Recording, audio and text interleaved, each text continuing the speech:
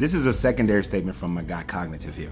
His first original statement was to ask me, do I believe the Anunnaki exist and were they gods?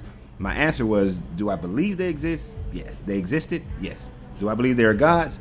That they were gods? Hell no. But this is an even better question, and I can't read it, so let me grab my reading glasses real quick. So the question is, what concrete evidence of the Anunnaki is there of the Anunnaki? From far in my research, I have found none, just speculation. And you know, people make gods out of whoever they want to, and he says that even more so in the third statement. And this is true. And here's the thing, it is speculation. That's why I use the term I believe they existed. Not so much that they existed. When I look at the way you identify things in history, are we going to find remains of Anunnaki? Now, some people would take the giant bones that they find or giant fossils and say that that's proof of the Anunnaki. We would take the fact that there are these steps in like Petra with the big door and these giant steps that only big giant ass people could have been climbing. So people take that as proof.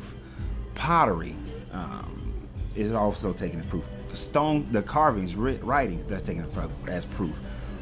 But at the end of the day, none of that is concrete proof that the Anunnaki actually existed.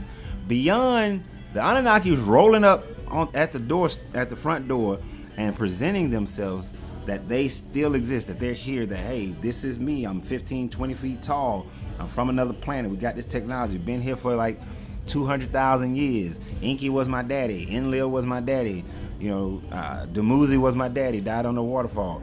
All of that, unless they show themselves present, there's no real proof. But let me give you something that you'll find interesting.